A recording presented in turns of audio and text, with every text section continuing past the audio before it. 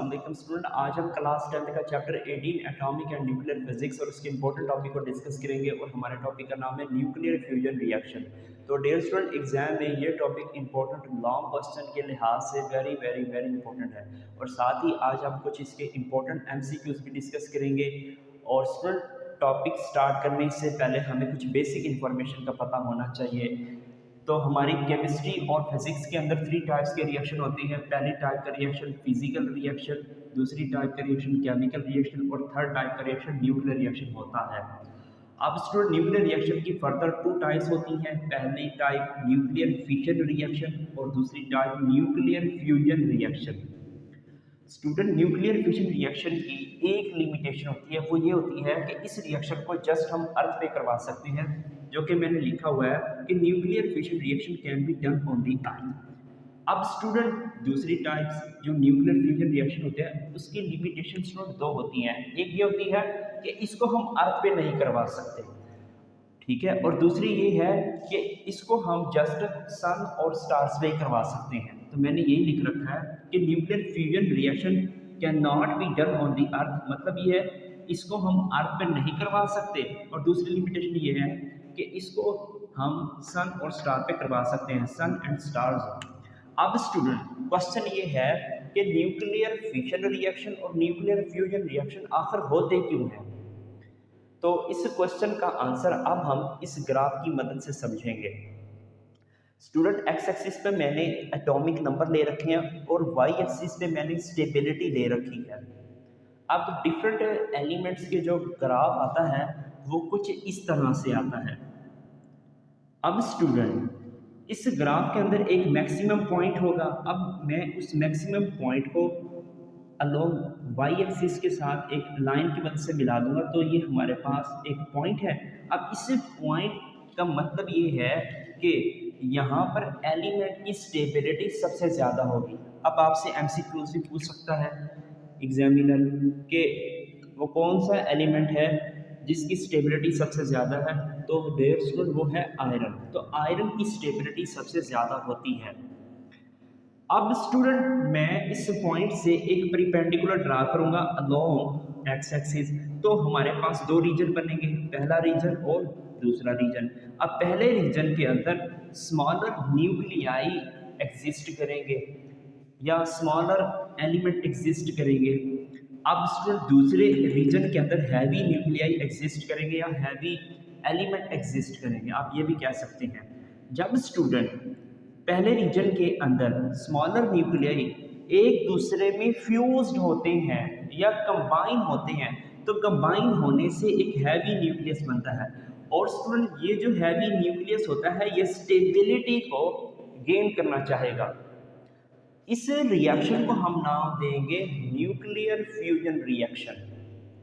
Student, next region के अंदर ये जो हैवी न्यूक्लियाई होगा ये अपने आप को ब्रेक कर देगा।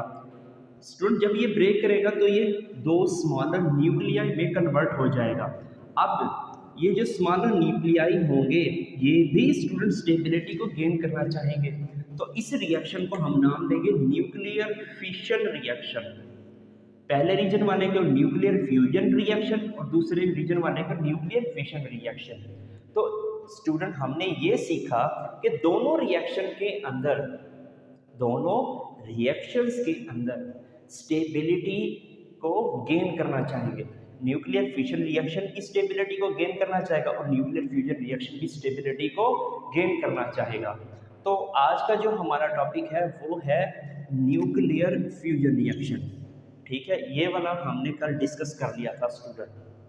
तो सबसे पहले आप हेडिंग डालेंगे, वो ये है कि न्यूक्लियर फ्यूजन रिएक्शन आखिर होता क्या है, इसकी डेफिनेशन क्या होती है। इसकी डेफिनेशन को हम अंडरस्टैंड करते हैं कि when 2 lighter nuclei are combined to form a heavy nuclei and produce the huge amount of energy, this reaction is known as nuclear fusion reaction. इसका मतलब ये है कि जब 2 लाइटर न्यूक्लियाई आपस में बच्चों फ्यूज्ड होते हैं या कंबाइन होते हैं तो मुझे एक हैवी न्यूक्लियाई मिलेगा और साथ में मुझे बच्चों ह्यूज अमाउंट में एनर्जी भी मिलेगी। तो इस रिएक्शन को हम नाम देंगे न्यूक्लियर फ्यूजन रिएक्शन का। अब स्टूडेंट इसकी एक्सप्लेनेशन को हम बाद में डिस्कस करेंगे। तो इस फ्यूजन रिएक्शन की अब हम एग्जाम्पल को डिस्कस करते हैं। तो स्टूडेंट आपकी बुक के अकॉर्डिंग मेरे पास हीलियम के हाइड्रोजन के दो आइसोटोप्स हैं, दूसरा और तीसरा। तो दूसरा आइसोटोप्स होता है वो होता है ड्यूट्रियम, और तीसरा आइसोटोप्स होता है वो है ट्रीटियम। अब दूसरे आइसोटोप्स के पास एक प्रोटॉन होगा और एक ही न्यूट्रॉन होगा, और ट्रीटियम के पास स्टूडेंट एक ही प्रोटॉन होगा और दो न्यूट्रॉन होंगे। अब न्यूक्लियस पर जो चार्ज होता है वो प्रोटॉन की वजह से होता है। अब स्टूडेंट न्यूक्लियस जो होगा ड्यूट्रियम का वो एक प्रोटॉन की वजह से होगा, और ट्रीटियम के पास स्टूडेंट जो न्यूक्लियस होगा वो एक ही प्रोटॉन की वजह से। अब इन दोनों प्रोटॉन को मैं आपस में मिलाना चाहता हूँ, या आप ये कह सकती हैं कि इन दोनों न्यूक्लियाई को मैं फ्यूज करवाने की कोशिश करूँगा। अब स्टूडेंट ये इजी काम नहीं है, तो आप जानते हैं कि ये आ गया एक न्यूक्लियाई, इस न्यूक्लियाई पे होता है पॉजिटिव चार्ज, और ये आ गया है दूसरा न्यूक्लियाई, ये तो पॉजिटिव, ये तो पॉजिटिव, तो पॉजिटिव पॉजिटिव चार्ज तो एक दूसरे को रिपेल करेंगे। तो स्टूडेंट मुझे इन दोनों को मिलाने के लिए तीन काम करने पड़ेंगे कि ये स्टूडेंट ये जो रिएक्शन होता है, तो इन दोनों को मिलाने के लिए मुझे तीन काम करने पड़ेंगे। ये कोई आसान काम नहीं होता स्टूडेंट, इसके हम रीज़न भी समझेंगे। तो स्टूडेंट पहला जो काम करना है हमने, तो वो होता है प्रेशर।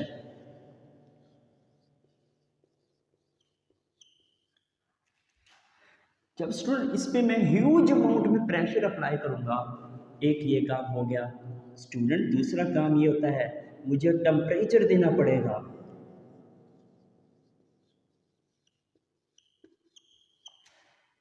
और वो टेम्परेचर जो होगा वो होगा 10 रेज़ पावर 7 केल्विन। अब स्टूडेंट ये जो टेम्परेचर होता है, ये टेम्परेचर एक एटम बम बनाने के लिए हम यूज़ करते हैं, ये इतना टेम्परेचर होता है। अब थर्ड पॉइंट वो ये है, पहला प्रेशर फिर टेम्परेचर, हमें स्टूडेंट वर्क अप्लाई करना पड़ेगा। अब स्टूडेंट वर्क हमें इतना ज़्यादा अप्लाई करना पड़ेगा कि इन दोनों की रिपल्सिव फोर्सेस से भी ज़्यादा होना चाहिए। जब स्टूडेंट मैं इन दोनों पर वो वर्क अप्लाई करूँगा, तो तभी स्टूडेंट ये दोनों आपस में हाई स्पीड के साथ, ठीक है, ये हाई काइनेटिक एनर्जी के साथ आपस में फ्यूज्ड होंगे, और फ्यूज्ड होके एक बड़ा न्यूक्लियाई बनाएंगे। तो मैं थर्ड पॉइंट लिख देता हूँ कि वर्क अप्लाई करना पड़ेगा, वर्क अप्लाई करना पड़ेगा, और वो वर्क स्टूडेंट होगा 400 किलो इलेक्ट्रॉन वोल्ट का वर्क होना चाहिए।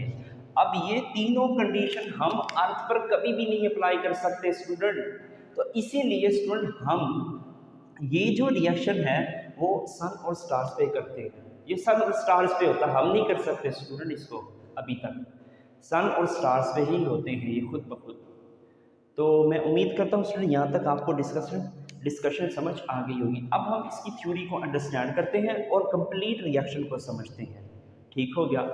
तो अब इसकी एक्सप्लेनेशन में ये लिख के आएंगे कि in fusion reaction in which atoms in stars and completely ionised at very high temperature, जो मैंने इधर जिक्र किया था, इसका मतलब ये है स्टूडेंट फ्यूजन रिएक्शन के अंदर कि हमारी स्टार्स पर जो एटम्स होंगे, तो उन एटम्स को मैं हाई टेम्परेचर पर कंप्लीटली आयोनाइज्ड कर दूंगा।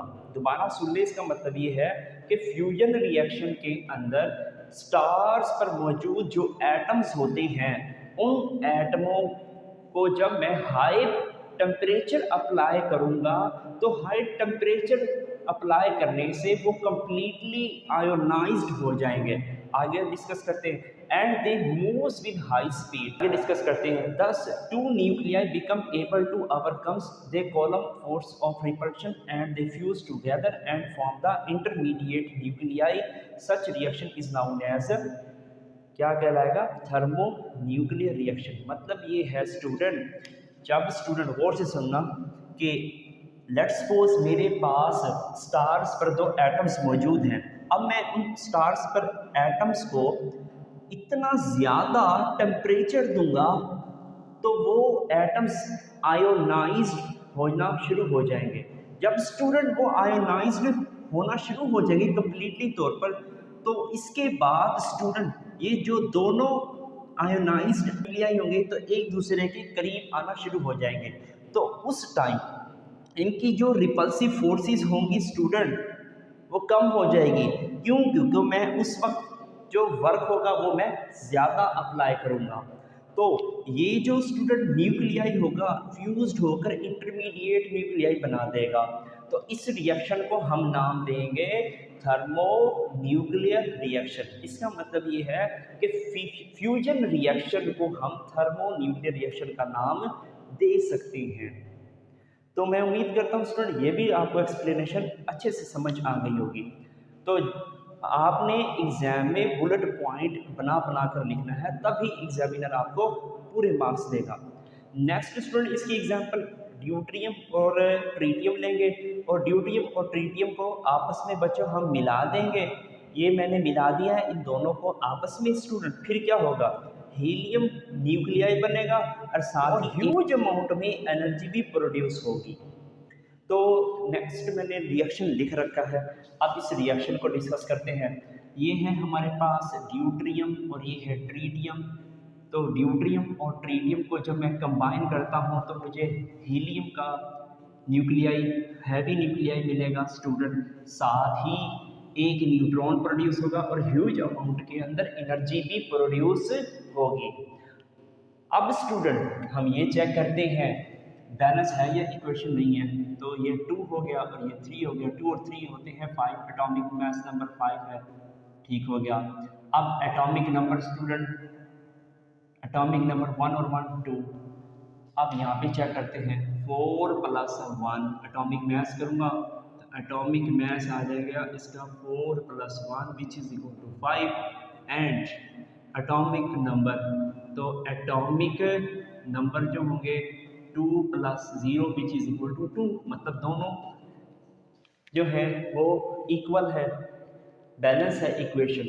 अब student very very very important MCQs यहीं से स्टार्ट होते हैं। पहला MCQ student, mass of reactant filling the blanks, ये है filling the blanks, mass of reactant filling the blanks mass of product. इसका मतलब ये है कि स्टूडेंट जो हमारा मास ऑफ रिएक्टेंट होगा ना वो ग्रेटर होगा इस केस के अंदर। तो फ्यूजन रिएक्शन के अंदर भी ग्रेटर होगा और फिशन रिएक्शन के अंदर भी ग्रेटर होगा। तो यहाँ पे बच्चों हम लिख सकते हैं कि mass of reactant is greater than to the mass of product. अब क्वेश्चन ये है स्टूडेंट, ये इक्वल टू नहीं है, ये आपने गौर करनी है स्टूडेंट कि ग्रेटर देन की नामत है, ठीक है। अब स्टूडेंट आपने गौर करनी है, तो जब मैं इस रिएक्टेंट का मास स्टूडेंट लूँगा, ठीक है, और फिर मैं इस प्रोडक्ट का मास लूँगा, ठीक है स्टूडेंट, प्रोडक्ट का मास लूँगा तो रिएक्टेंट का मास जो है वो ग्रेटर आएगा।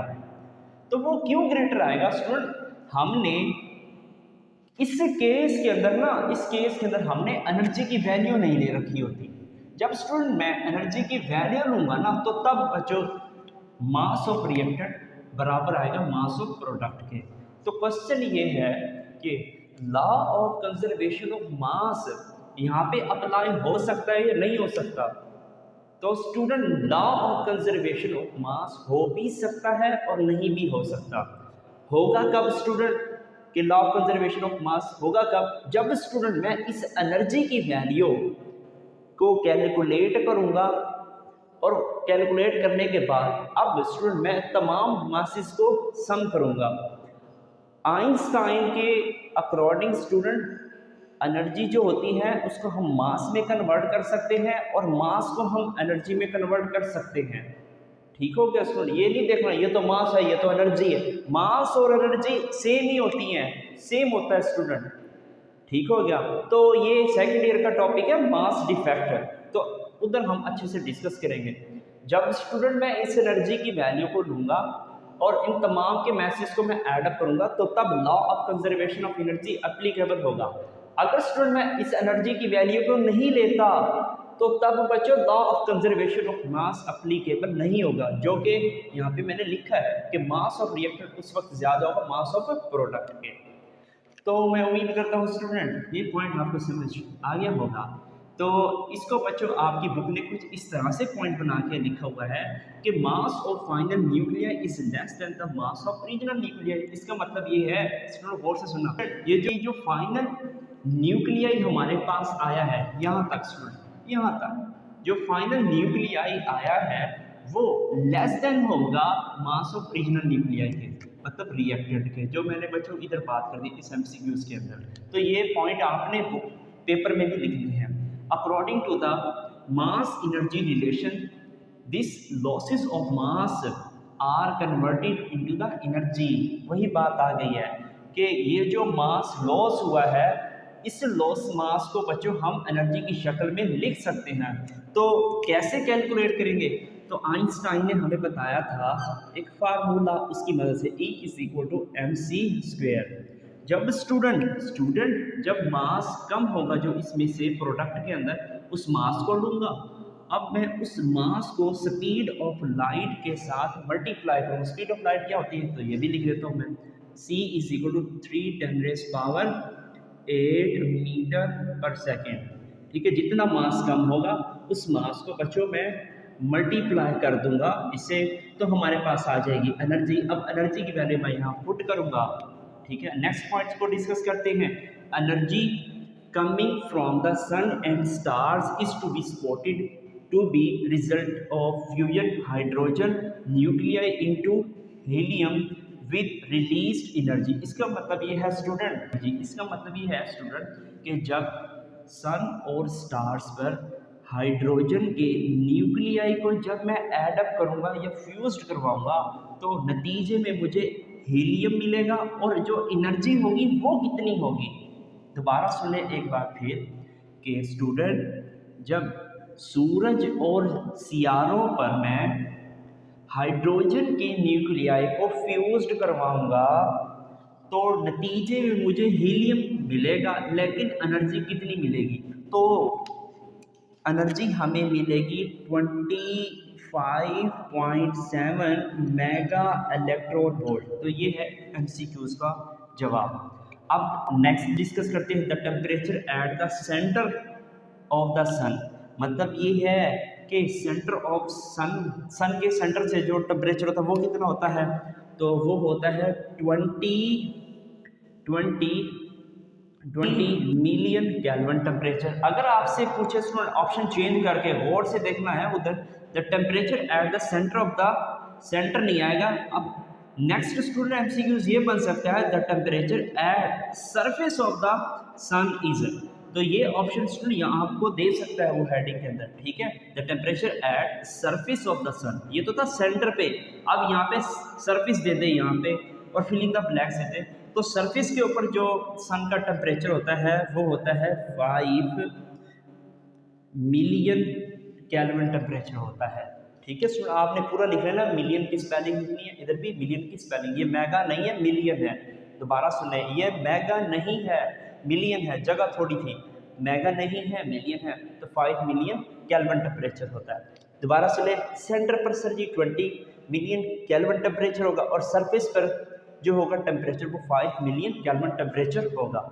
नेक्स्ट स्टूडेंट एमसीक्यूज ये बन सकता है, अब मुझे याद आ गया है, वो ये है स्टूडेंट कि फ्यूजन रिएक्शन की जो एनर्जी होती है, फ्यूजन रिएक्शन की एनर्जी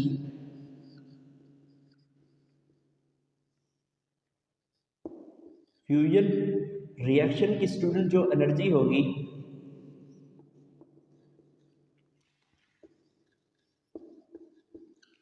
वो ग्रेटर होगी स्टूडेंट। ठीक है, इस ग्रेटर देन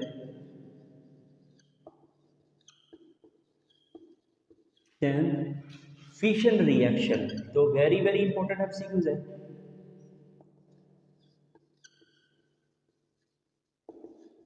रिएक्शन एनर्जी, तो तो मैं जल्दी करके लिख रहा हूँ इसलिए राइटिंग अच्छी नहीं बन रही। स्टूडेंट नेक्स्ट एमसीक्यूज ये भी बन सकता है कि फिशन एंड फ्यूजन रिएक्शन एक दूसरे का रिवर्स प्रोसेस होते हैं। तो मैं लिख देता हूँ fission reaction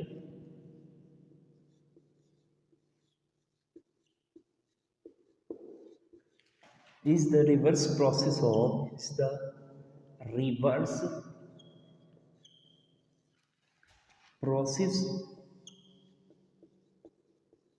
of fusion reaction।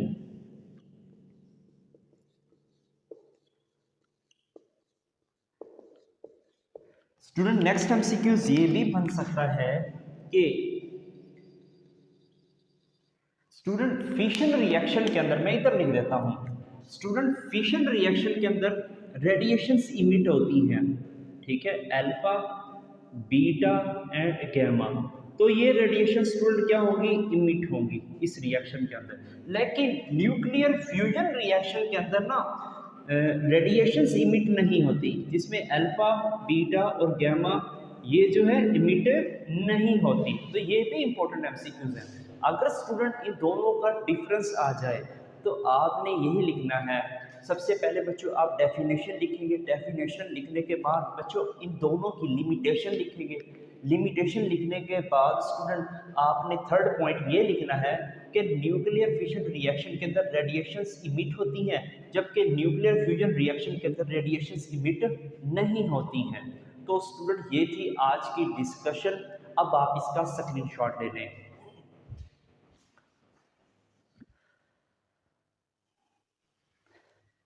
Student मैं उम्मीद करता हूँ आज आपको लेक्चर समझ आ गया होगा। अगर कोई क्वेश्चन वगैरह है वो लाजमी पूछा करें। अगर मेरे आप चैनल पर नए आए हैं तो सब्सक्राइब लाजमी किया करें, दोस्तों के साथ लाजमी लिंक शेयर किया करें। तो मिलते हैं एक और नए लेक्चर में, तब तक के लिए टिल देन अल्लाह हाफिज़।